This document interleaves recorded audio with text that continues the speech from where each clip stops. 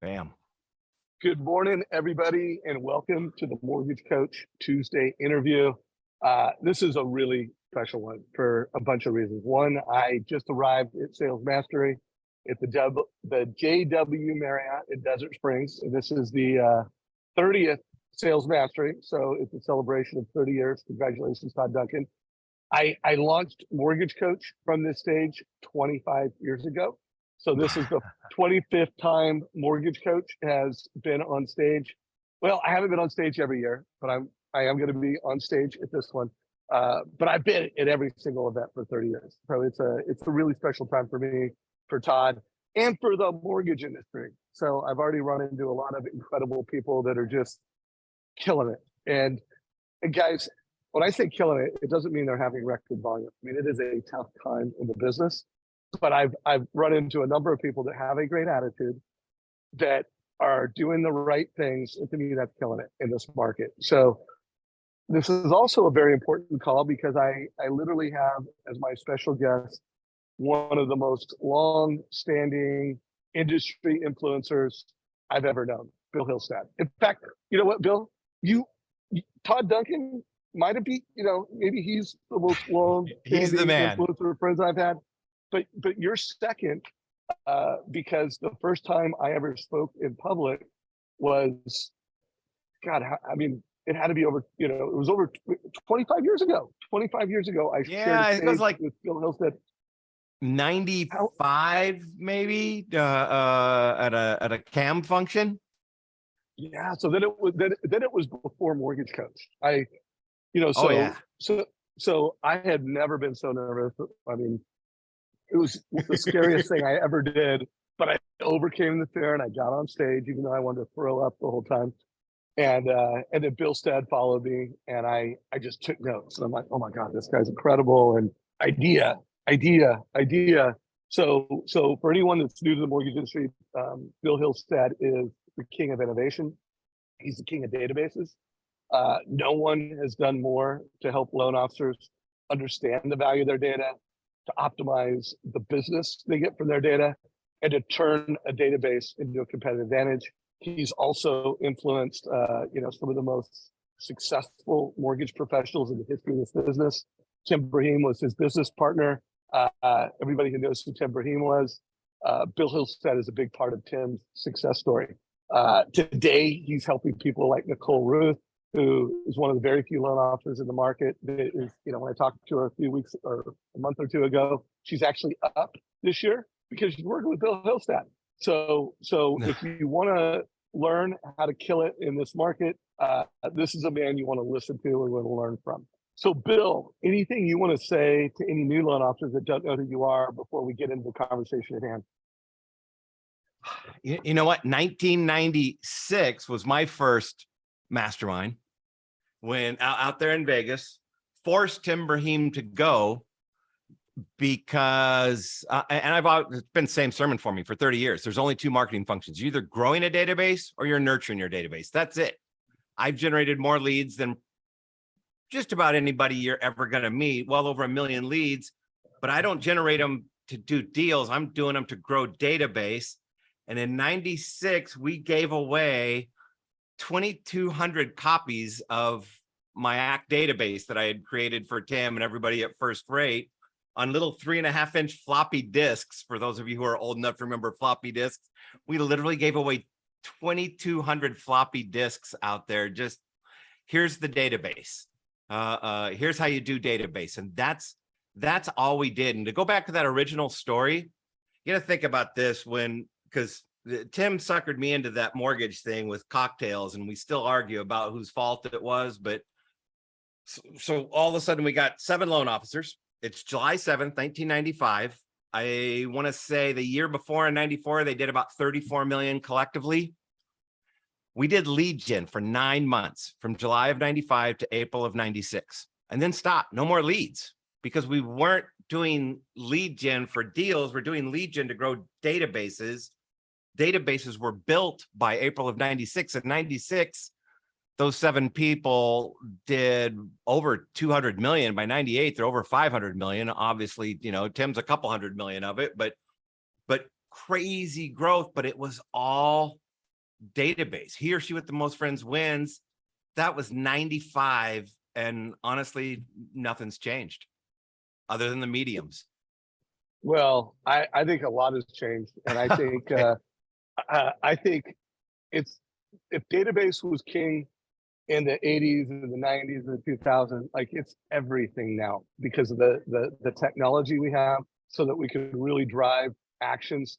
The world lives digital, so we can deliver more value and big data. So guys, before we get there, we're gonna cover this in 3 chapters. We're gonna spend this first chapter for 10, no more than 20 minutes on making a case for why your database should be your single number 1 priority, even when rates are over 6%.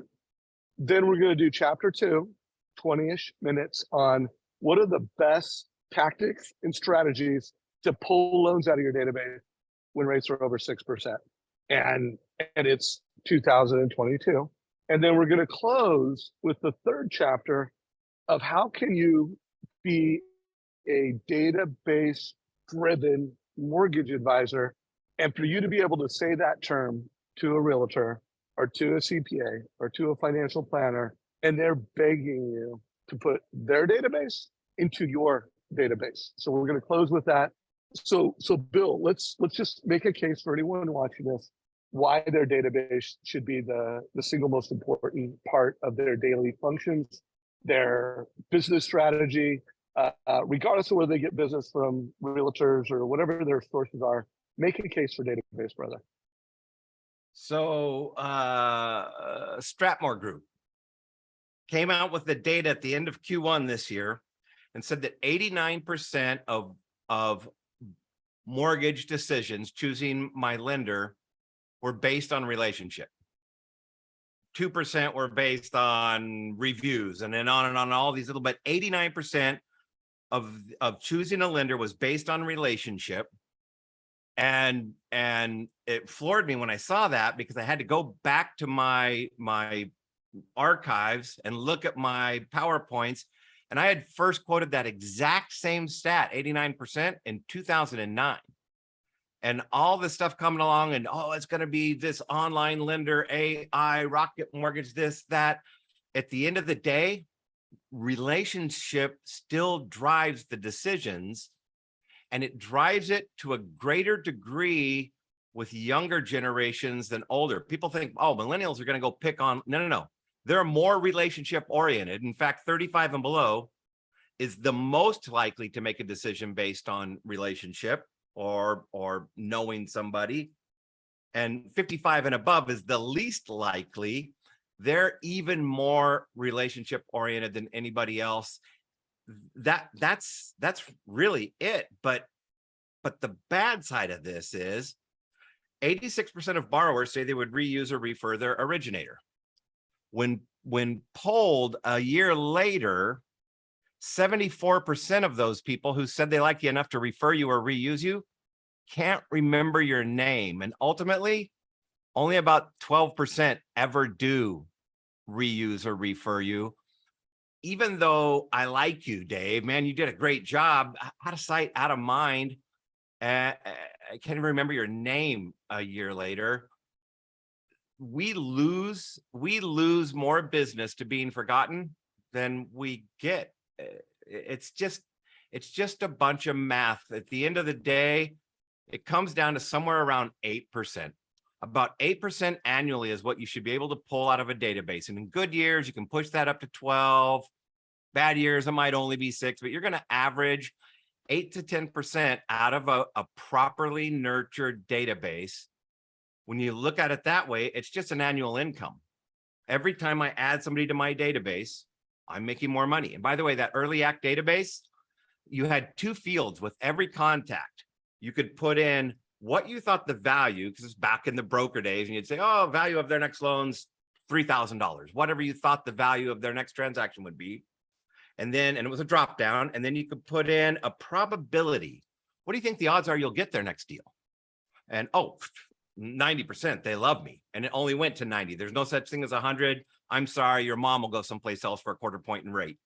So So all the database did then was it took that 3,500, said you're going to do a transaction this often. It's this likely, it's worth this much per year. And your ACT database that we had back in 95 gave you a forecasted income. Well, if your forecasted income was 20 grand for the month and you only made 15, you had to go back and adjust the probabilities because somewhere in there, you were a little delusional about how likely, but that's it. The only two ways you could increase your income was to add more contacts, I meet more people, or strengthen relationships, increase the probability of getting their business and their referrals. And if you operate from that mindset, now all of a sudden, because hey, I make tens of thousands of leads a month, and people, nobody's ever said, wow, these are great leads. There's no such thing in the consumer's mind for, well, they're all good leads to me. They're just now leads and later leads because we learned that 40% of conversions will happen in the first 90 days. 48% will happen in the second 90 days. 12% will take more than 6 months. It's not about if, it's just a win, but most people won't work a lead for a week, maybe 2 weeks.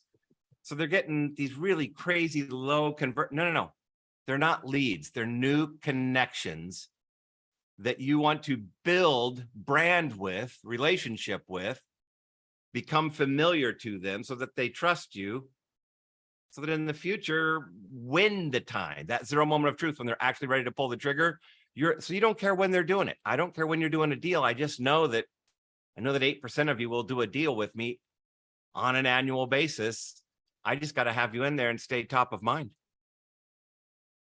All right. So I want to net a few things out. I do want, like anybody that is here at Sales Mastery, comment, let me know if you're watching this live and you're here. Say, hey, Dave, I'm here. And I want to know who's here right now.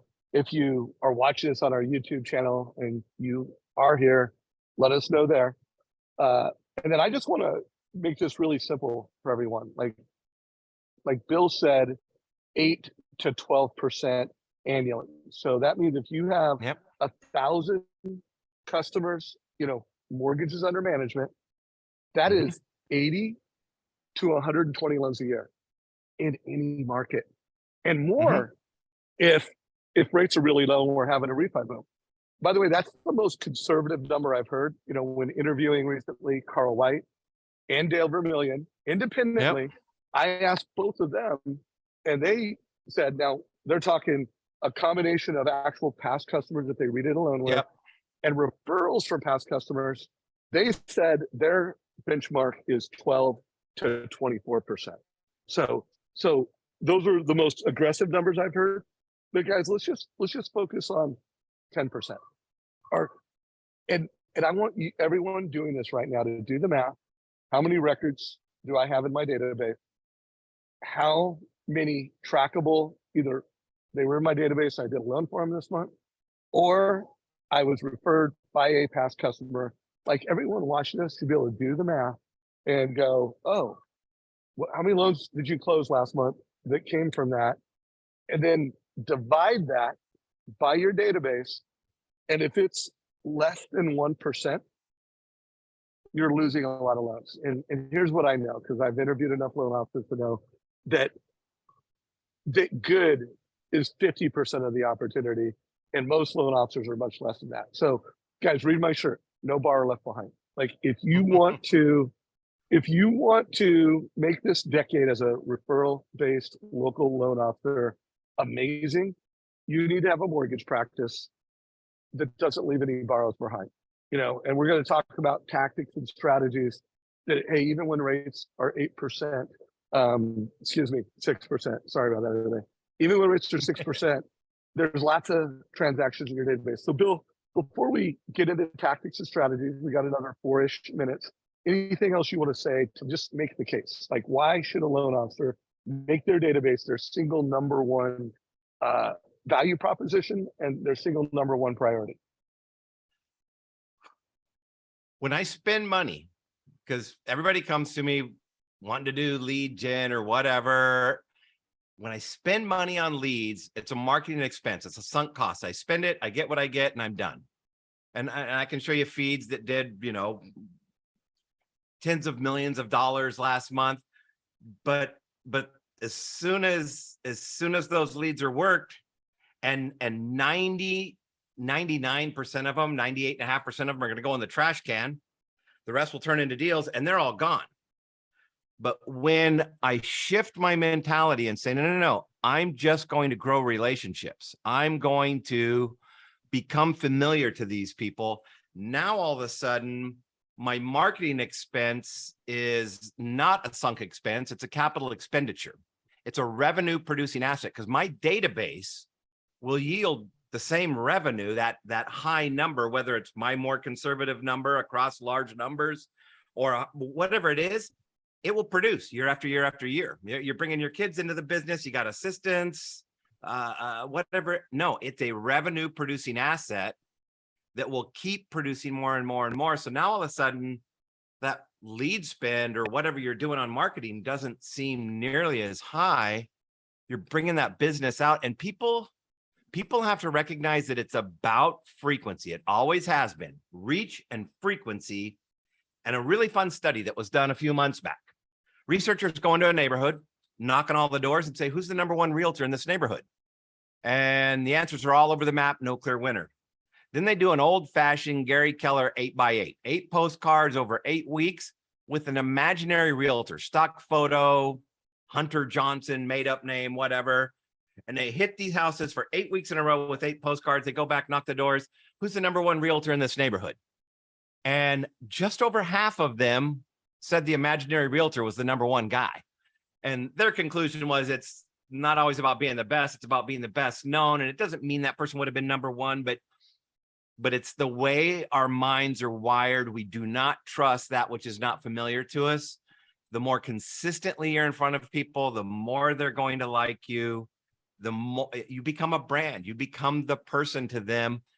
If you can get 1,000 people in a database, and then what we'll talk about is how to get 10,000 people in a database who genuinely know, like, and trust you, and you stay in front of them consistently, now you've got an asset that will produce money for the rest of your life. Everything else, spend it, done. Now, I believe even brand new loan officers can get 10,000. And remember, guys, 10,000 people in a database managed well is 1,000 loans a year. Like it's a lot of business, and it doesn't mean you had to close the loan. A lot of people think, oh, my database is how many past loans I have. No, the database is much more than that. So Bill, before we flip to chapter 2 and we focus on specific tactics or strategies, is there anything you want me to go through, or is there anything else you want to cover? Well, so database for me, again, grow and nurture, but what's happening now takes it to another level. So I'm all about growing databases and doing it through all kinds of different techniques. That's great. And then I'm like to nurture them by staying in front of them. But the big data side of this, Dave, is getting out of control. I remember you and I were talking, I was telling you about a target getting in trouble for an upset father was mad at him because they were mailing maternity stuff to his teenage daughter, and then later came back and apologized. And then it comes out that Target's able to not only predict pregnancies, but they can predict due dates as accurately, if not more accurately, than most OBGYNs because of all the data they have. They know when they're buying these supplements and these, I got the stretchy yoga pant, whatever. They could predict it off of big data. And I used to work with the credit industry and Experian, and outside of the US, we could use any data, not just credit data. And I'll tell you this, that whether it's Italy or Brazil or anywhere else, somebody who buys those little fuzzy felt feet that go on the bottom of your chairs to keep them from scratching the floors, they're a 760 FICO equivalent, that one data point. Somebody who buys the chrome skull insert that goes in the receiver hitch on your pickup truck, they're a 540. Data can predict things like it never, ever could before. It's when we do all the stuff on Facebook, man, we know exactly what somebody's doing, what they're thinking about, where they're at, so that we know when they're most likely to stop and watch my video about how to use a seller buy down. I mean, really, really exactly the right moment to serve it to them. Well, what's happening on the mortgage side with all this big data is now you're getting this opportunity to overlay that big data onto your database where the predictive analytics, they're just getting better and better and better at, like I said, I know exactly when you're most likely to click, when you're most likely to fill out a form. Well, knowing when you're most likely to buy, sell, refi, take cash out, whatever, that's when this database stuff is going to exponentially move to another level. And guys, we are there. So before we get into specific tactics, I'm going to tee up the first tactic, but I want to make sure everyone really tracks what Bill just said. And I want to make sure you know what game we want you to play. You know, a lot of mortgage professionals, myself included, had always been jealous of financial advisors because they get paid every year on their database. It's called assets under management. A lot of loan officers are getting into doing insurance. You know, comma insurance is here at Sales Master as a sponsor, and they get paid every year. It's called a book of business. And what we're talking about is that loan officers can get paid every year on their database. It's called mortgages under management. And here's the deal, guys. Most loan officers' database looks like this. It's like they have people and they have a phone number, they have an email. Hopefully you guys all have mobile numbers now. Every realtor database looks like this. Now in the mortgage industry, we're Sales Boomerang is the leader in providing these alerts. You know, and I think a lot of loan officers are getting alerts when someone runs a credit report and you find out that someone's getting ready to cheat on you. They're shopping for a mortgage and you can call them. And guys, that's valuable. And we are a leader at doing that. You know, things like improved credit score, someone just listed their home. But guys, it's not just where the world is going, it's where we're at right now. Like at Mortgage Coach and Sales Boomerang, we have gone beyond signals to insights into strategies. And a strategy is when you have this signal in a database and it creates a total cost analysis. So just to be clear, I mean, I think everybody in this community, you know what a mortgage coach total cost analysis is, but it's a digital presentation. But here's where the magic is. And guys, we're going to get into specific tactics when rates are over 6%. I'm going to share the first one in just a second. Well, I'm going to share 2 or 3 right now. So one, cash out. We have a signal that someone has X amount of debt, cars, credit cards. We have a signal that they have a FICO score that will help them get a cash out refi. We've got a signal of what their value is, what their equity is. Notice up here in the upper right-hand corner, you know, we know that this is a consumer that's got $114,000 in tappable equity. So one, that could be a home improvement loan. 2, that could be cash out. 3, that could be a CMA for a realtor. Call that family and talk about, just want to help you optimize your liabilities so that you can build wealth with real estate. It could turn into a move up. I mean, I know a lot of families that have enough equity that they could sell that home, move into a different home that's better, keep their payment the same because they can get rid of all their debts. So one more, and then Bill, I'm going to throw it to you. Or I want to, 1, get your impressions on this, and 2, let's pull these out. But like both my kids recently, one, you know, bought an owner occupied duplex, one got an owner occupied triplex, and they're building wealth with real estate, and they're not even paying rent. Like their tenants are paying the mortgage and helping them build it. So one idea I had is that when you have, we know someone graduated from high school, like should a mortgage professional be reaching out and having, hey, the house hacking conversation? Let me show you what it would look like. You know, where's your kid going to school? Did you know that they could buy a triplex? And before I actually go to that, I just want guys to see this. I mean, these are interviews from the past couple days. This was a brand new loan officer, first year in the business. Consumer had said, hey, you know what? I'm going to wait a year to buy. And the brand new loan officer closed $1 million in production last month, said, hey, did you know that you could buy, you know, a 3-bedroom house, live in one of the units, rent out the other 2 for $650, And what if you invested that 60 with a financial advisor, which by the way, not a bad time to start entering the market. Maybe it'll be a better time. But guys, look at this. House hack versus rent. Anyways, that consumer is off the fence into escrow. So when you get that alert that, high school graduate, boom. Or what about that someone in that household just graduated from college? This was from an interview I did with Cody Touche, incredible loan officer, maybe the best when it comes to helping families build wealth with real estate through mortgage strategies.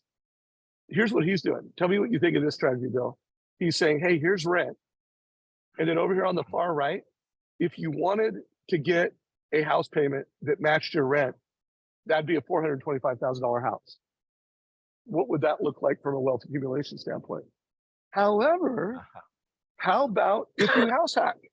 Did you know that you can get a duplex or a triplex? And then look at this, guys. How cool would this be? You get a life alert saying that someone just graduated from college and they're looking at rent versus own, or they're looking at rent versus own versus house hack.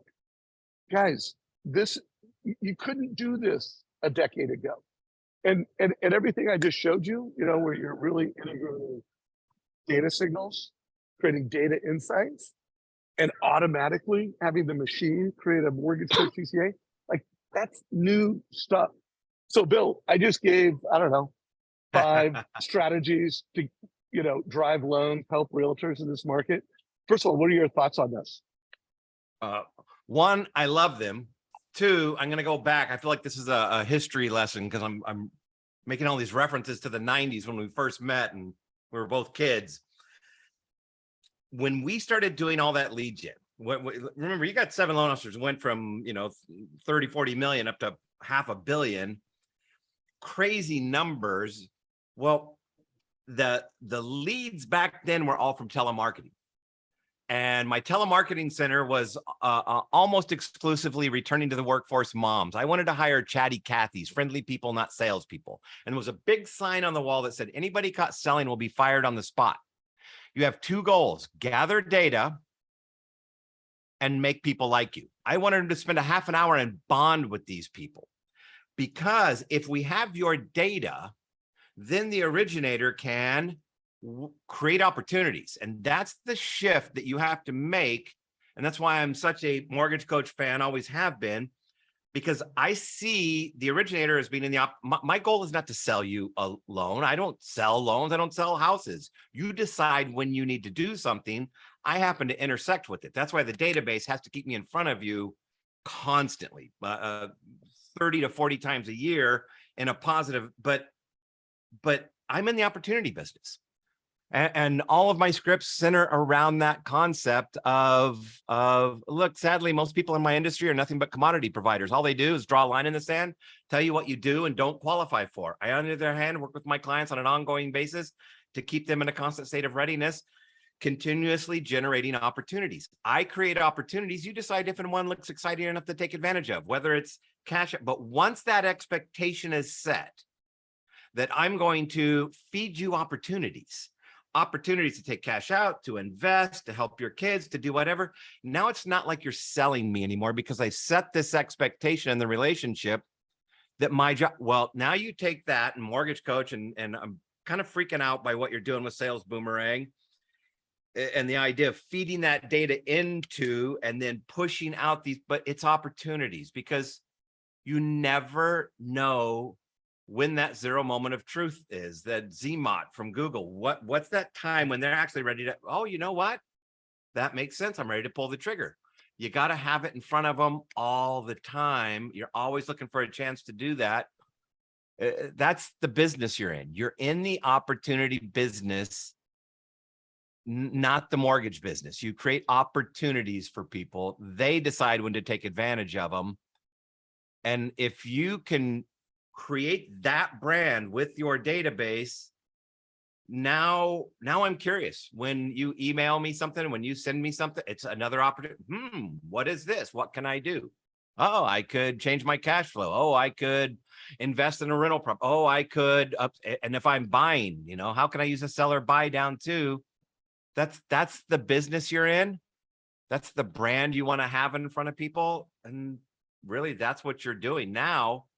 Now go out and do some lead gen or dangle some lead magnets out there. And we can talk about specifics, but like I said, normally people are looking at leads and going, oh man, my leads cost me $5, $10, $20, whatever.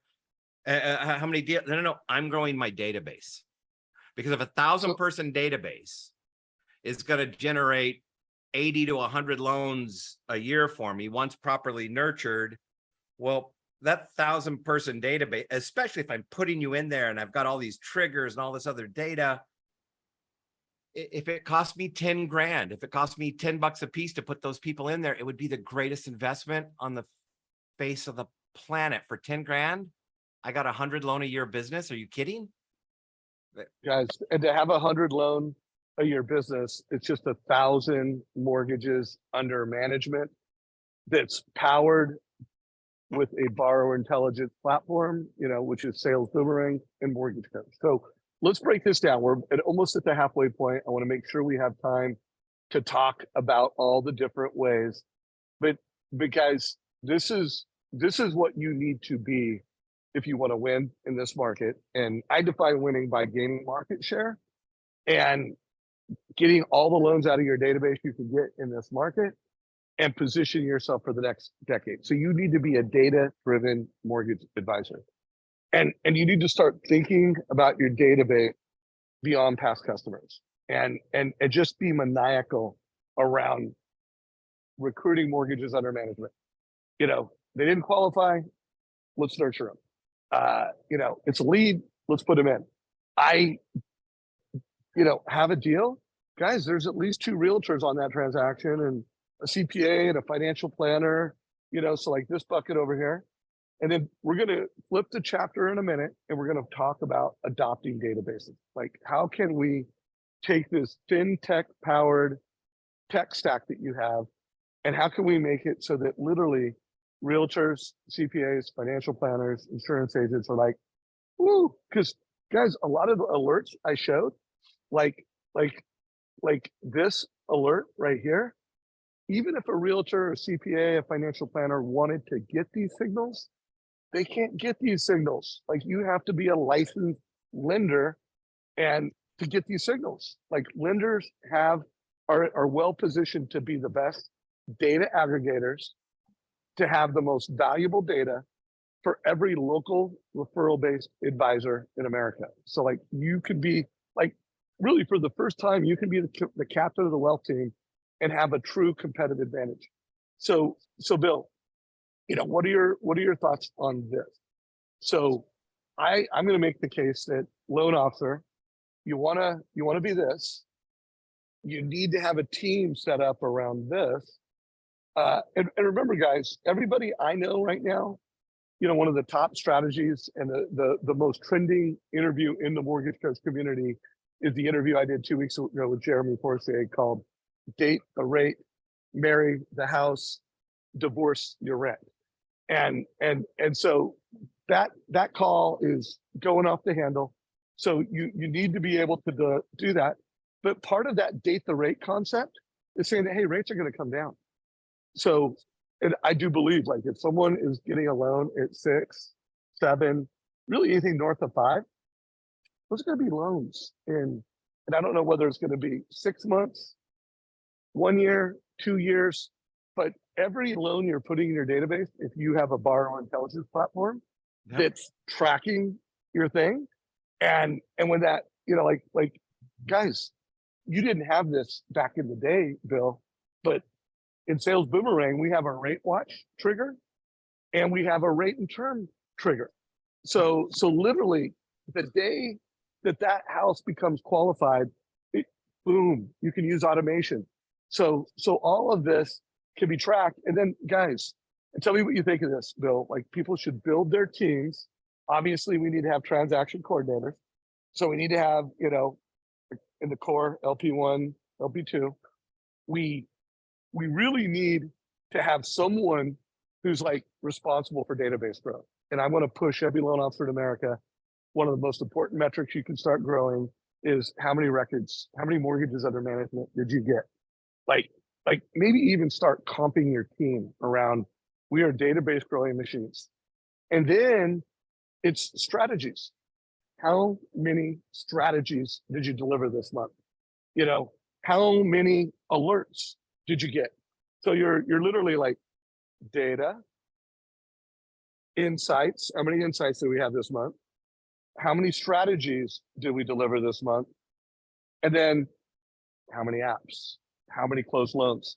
But I'm really going to advocate that the modern mortgage professional that wants to kill it needs to start tracking those metrics, focusing their team around those metrics, and take an entirely different approach to how they run their mortgage business. Thoughts on that? For me, look, I'm the database guy. I've been the database guy for 30 years. I started tracking database pull through. And I can tell you that I've yet to meet a loan officer that top 40% with traditional database, but meaning that when I have a way to know if anybody in their database does a loan, did they do it with them? And 35% is about as high as your traditional loan officer using a CRM is going to get. But I can tell you that when we started doing quarterly credit reviews and things like that, and you started moving into genuinely having mortgages under management, you started seeing numbers in the high 60s and even low 70s on occasion. But that's, to me, that's the ultimate no-brainer. I just want to know, of the people in your database, what is your conversion rate? How many of those loans do you get? How many do you lose? Because then it's that metric, and it's how big is your database, because growing your database is easy. We could sit and do how to put up a lead magnet, how to get people to opt in. You can do it with the simplest stuff on the planet, but growing your database is a piece of cake. What's your conversion? What's your pull through? That's the nurture. How do I make sure that I get that business? That's the name of the game. And the reason I got so excited, because look, Dave and I have known each other forever. And he's showing off some of what he's getting to play with because he knows what a nerd I am and how much I love this junk. And last week I was doing a webinar for all realtors, and I found myself and not knowing if, damn, am I supposed to say this? But I'm doing this webinar for these realtors on database marketing and building your brand.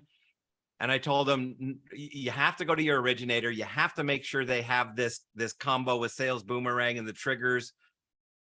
Or you have to, or you got to change originators, because you got to get your database in there where you have these triggers, because as much as the triggers are mind-boggling now, this is my world. I come from the AI, data analytics, quantitative space. It's just going to get better and better and better. The predictive analytics are insane.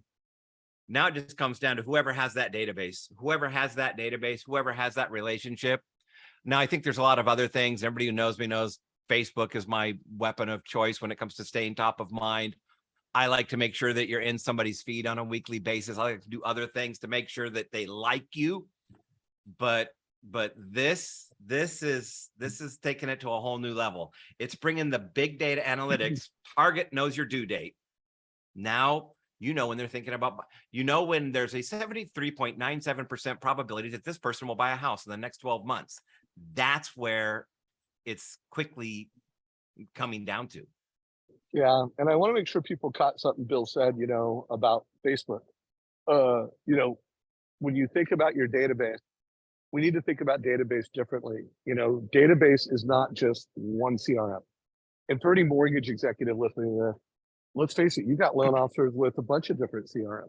You got an LOS, you got a POS, and so I want, first of all, managers and leaders, you need to have, a borrower intelligence platform like what we have that's managing all these different databases that you have internally.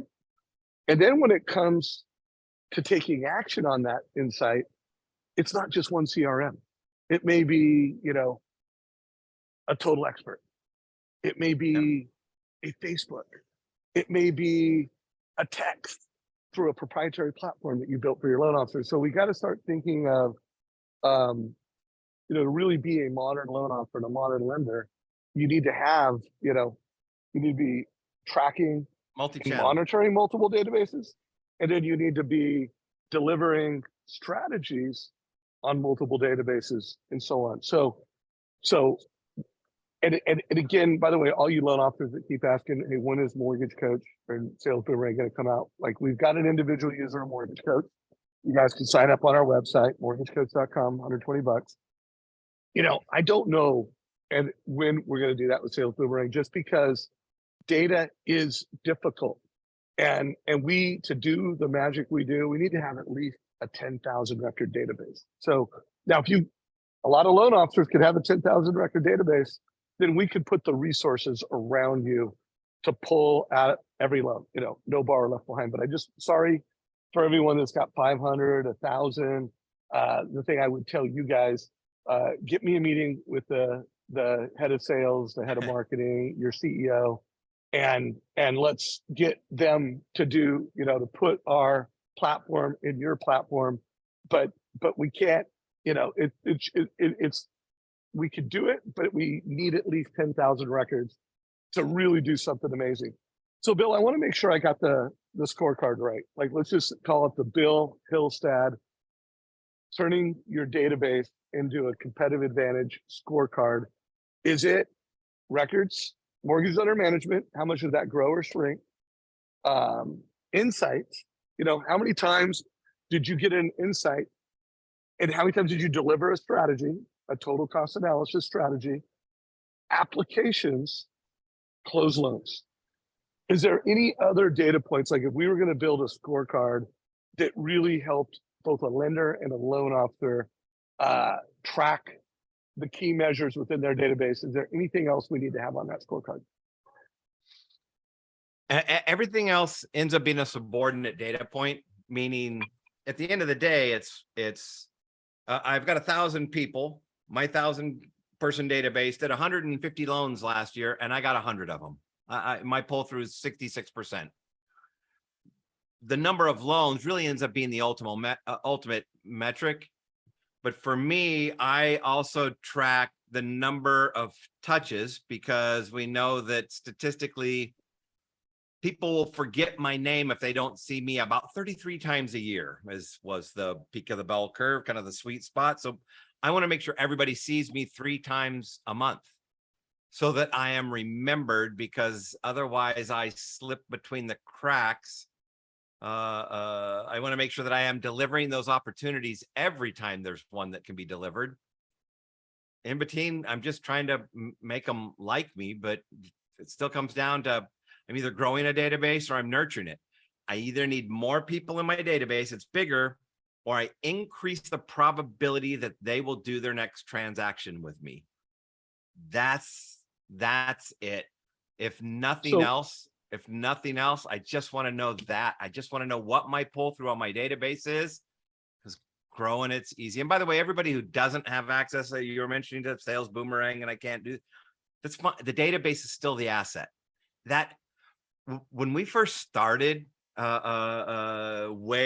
back in the early 90s with Tim Brahim's database, because the company he was at was on 3x5 cards in one of those plastic, little like recipe boxes. He would take it to lunch with him every day. He would take it home with him every night. He would not leave it unattended in the office. He loved his database was everything to him. And that's how the year before we started, he was brand new loan officer. He did 8 million. And I want to say the next year he did like 34 and then 76. And then, before you know it, it's crazy numbers.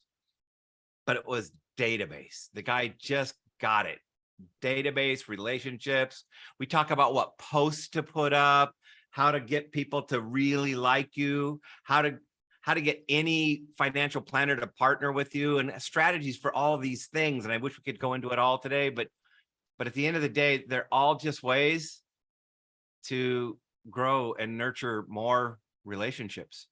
Hey, Bill, would you be up for you and I creating a special report? I don't know if it'll be called a white paper or a special report, from this conversation where, we call it the Dave Savage, Bill Hillestad, how to turn your database into the ultimate competitive advantage.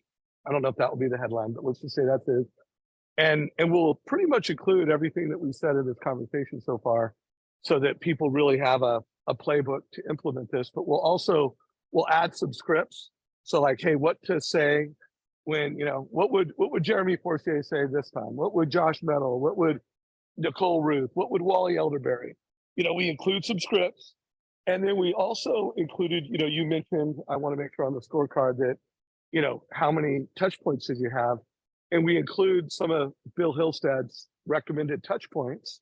So we kind of have like touch points. And then you and I both believe, and I think you still believe the same thing I believe, which is the annual review is the single most valuable. Like, it's not saying that you shouldn't do 32 no, that's other the things, ante to get into the game. That's free throws and layups. Yeah, conducting that annual review. And then the second most is the quarterly credit review. Like if you literally, you have a customer, they buy into your advice makes a difference. You got them in your, mortgage coach, sales boomerang powered platform. And then you have a team staffed around delivering services, monitoring data. Every 1,000 customers equals 100 loans a year. Like, would you be willing to put in some sweat with me and create this? Of course. By the way, when you said that, it pops up in my head. I'm going to grab the screen for a second. I just got to show you this. Where did PowerPoint go? There it is. And by the way, guys, we got 12 minutes. We are going to cover some topics on how to get a realtor to give you their database. But let's see what Bill's got here. Here's some. I don't know. I'm on a nostalgic roll today. So you and I did one of these things back in December of 2019. And anybody who knows me knows that I'm kind of a reclusive introvert nerd. I don't use social media personally, which is ironic. And you and I did this training, and one of the topics was the single most effective post you can put on Facebook. What will generate more business for me now than anything else?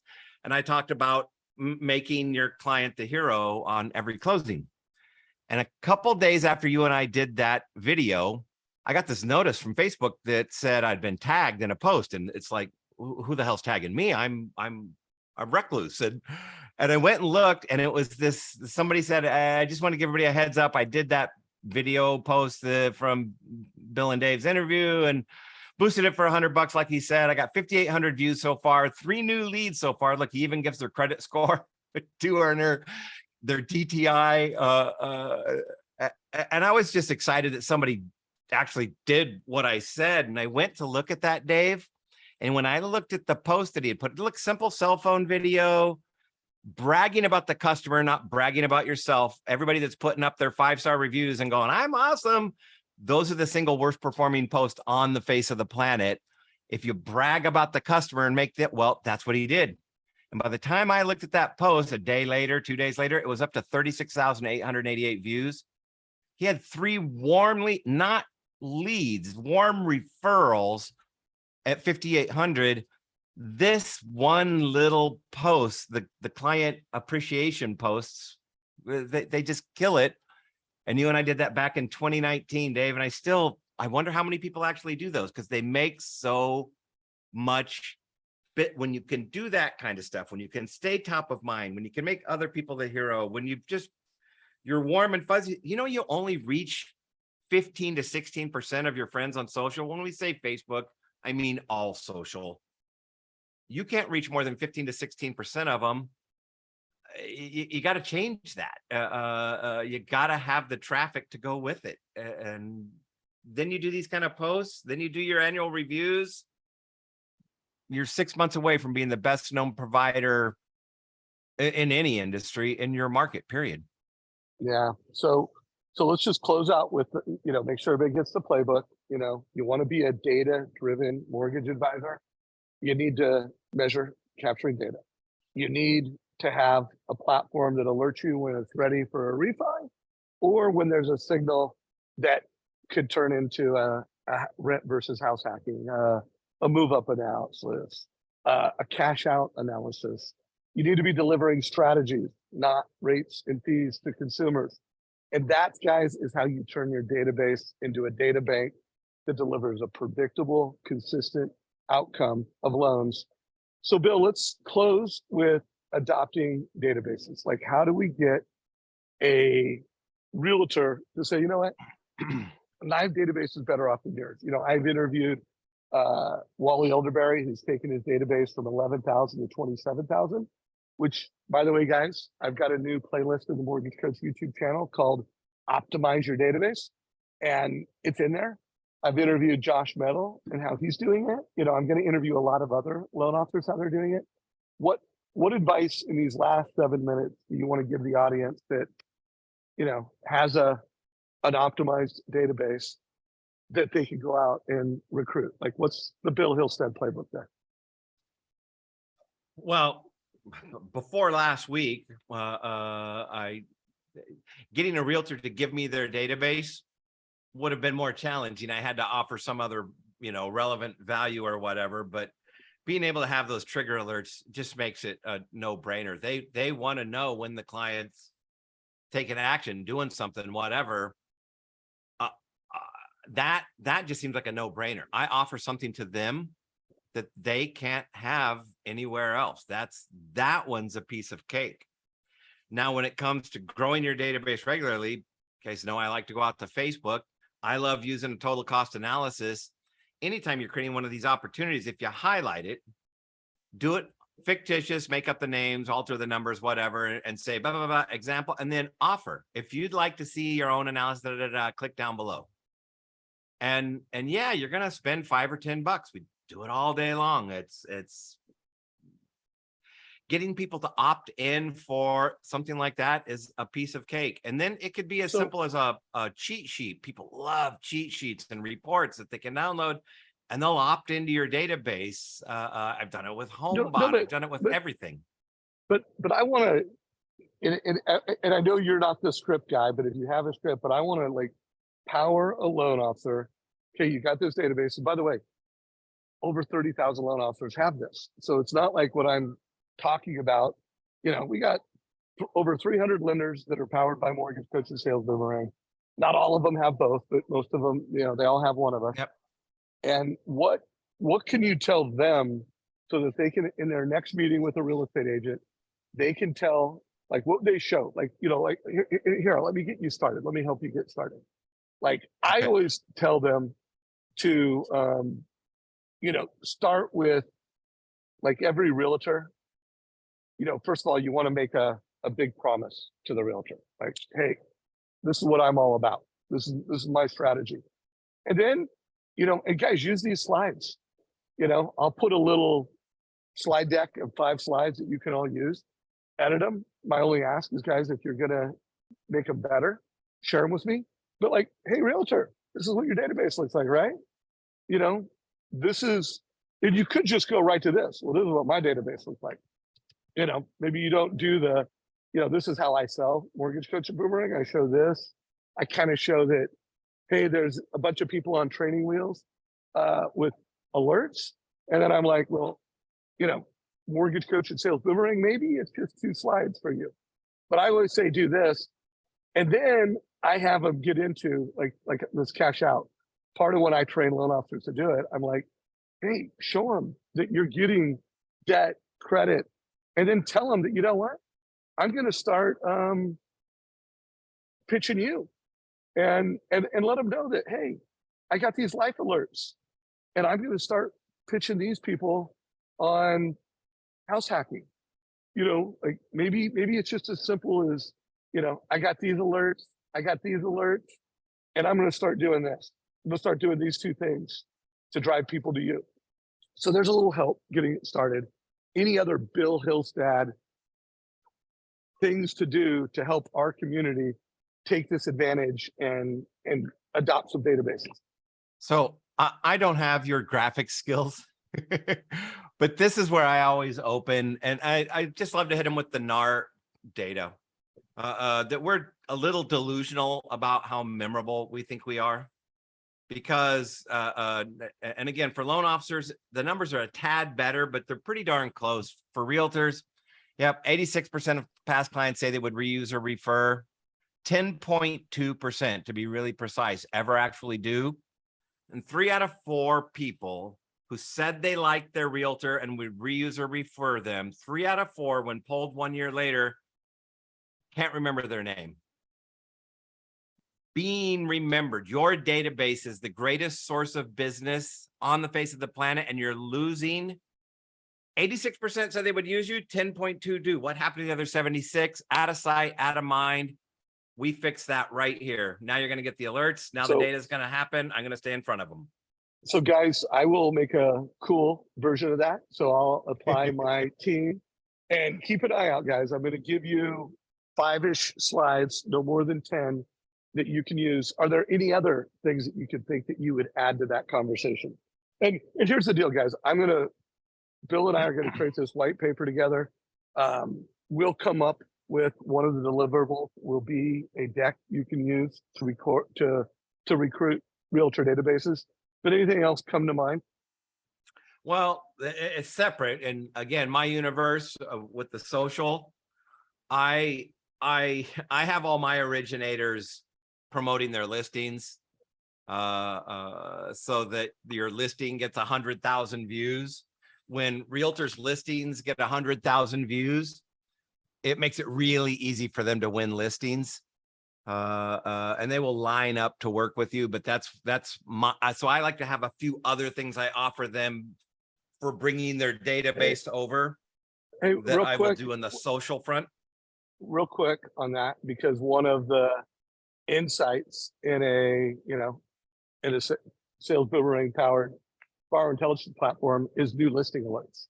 So does this add any value? The fact that, hey, if I've got our platform, and guys, there's like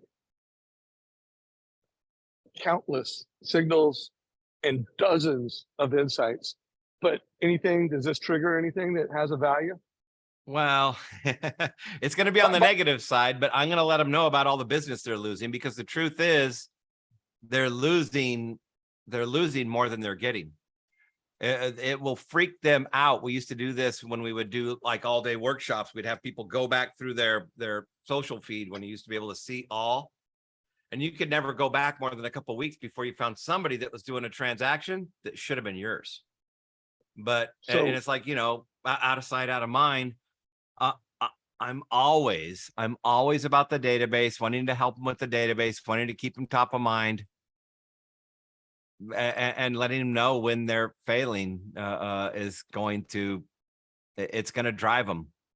I hate to say it from the negative side, but we need to get our asses kicked. Loan officers need to see this too. They need to see the alerts, the mortgage. Oh my God, somebody just applied with somebody else. If you've got a great big database and you're seeing business go elsewhere, you're dropping the ball. You lose more than you get. Yeah. And so, by the way, mortgage coach loan officers are doing that. When they get a listing alert, they're calling the agent that lost it and making sure, like, hey, I'm watching. I got your back. Did you know? Yep. Smith family? And then you know what they're also doing? They're calling the borrower. They're calling the family, because remember, that's a family that's likely to buy another house. That's a realtor. They know what's going on in their database. So we guys, we got all the scripts. So Bill, if anybody wants to, follow you on social, or, I mean, you bring a lot of value in the market. Is there any, how to get a hold of you, where to follow you, any call to actions that you have? So my company, Add Traffic, ADD, just nice content. Now add some traffic. If you go to Add Traffic on social, you can follow there and you can see all our trainings. We do free trainings, teach this stuff every week. You can go sign up for them. I don't even know what the topic is this week, but we hit all these social topics every single week. So yeah, go to Facebook, go to Add Traffic. If you want to sign up for the trainings, it's just addtrafficu.com. And that's where we do all everything from the nurturing to the growing your database to the lead gen, you name it. All right, guys, keep an eye out for the Dave Savage, Bill Hillestad how to turn your database into the ultimate competitive advantage coming soon. If you got value from this, give it a like, share this with people that you want to kill it in the mortgage business. If you, don't have 10,000 records in your database, but you want to have them monitored by us, introduce us to your boss, introduce us to the leader of your company. We want to help you. So you can always reach out to me at Dave@mortgagecoach. Follow on all social platforms, and you can get demos at either salesboomerang.com or Mortgage Coach. Bill Hillestad, you the man, bro. Oh, thank you, Dave. We'll see you, buddy. Calls a wrap. Take care, everybody.